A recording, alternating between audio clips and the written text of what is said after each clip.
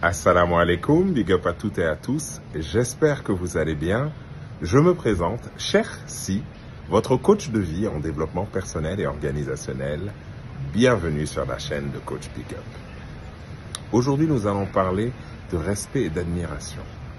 En effet, beaucoup de gens pensent que le respect se demande. Non, le respect, il se gagne de par votre comportement avec les autres et votre attitude.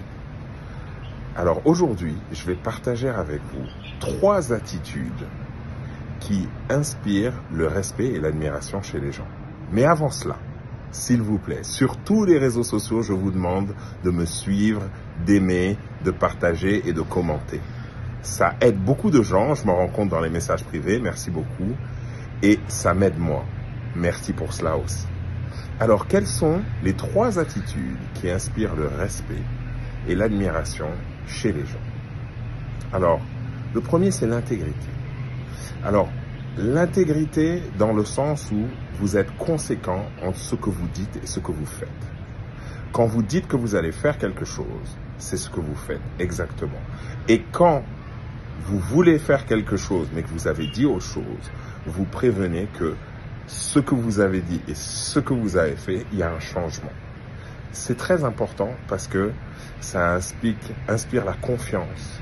La personne sur qui on peut se reposer, sur qui on peut s'appuyer, qui assume ce qu'elle fait dans sa vie. La deuxième chose, la deuxième clé qui inspire le respect et l'admiration, c'est gérer ses émotions. Vous savez, gérer ses émotions, c'est quelque chose de très important parce que ça implique une paix intérieure, un calme à l'intérieur de vous-même. Vous savez, nous avons tous des émotions, je vous le dis à chaque fois. Ce qui fait la différence, c'est la réaction que nous décidons d'avoir face à ces émotions.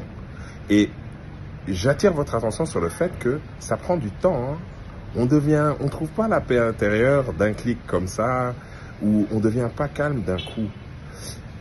Quand vous êtes en réunion et qu'on vous attaque de façon inattendue et injuste, c'est pas celui qui crie ou qui répond à l'autre le plus fort.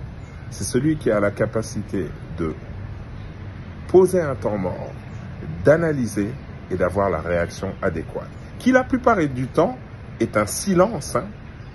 Silence ne veut pas dire que ce que l'autre a dit, c'est vrai ou c'est faux, bien au contraire. Et la troisième clé, c'est comment vous comportez, par rapport aux autres. Effectivement, beaucoup de gens ont tendance à croire que les gens forts écrasent les autres, les dominent. Non, pour moi, c'est un critère de faiblesse. Quand on a besoin d'écraser l'autre, c'est qu'il y a un problème. C'est qu'il y a quelque chose qui ne marche pas. Effectivement, rappelez-vous qu'il faut avoir avec les autres, que ce soit les grands boss comme les boueurs dans le quartier, ils méritent le même respect, la même considération. En tant qu'être humain, le métier ne définit pas ce que vous êtes. C'est pas ça qui va faire que vous êtes une bonne personne ou une mauvaise personne. Ça n'a rien à voir. Nous sommes ce que nous décidons d'être. Partagez avec moi en commentaire. Avez-vous d'autres clés? Quelles clés vous allez mettre en pratique en premier? Comment? Quand? Sur ces bonnes paroles, je vous remercie encore de nous avoir suivis jusqu'au bout et je vous souhaite une excellente soirée pleine de bonnes choses. Big up la familia.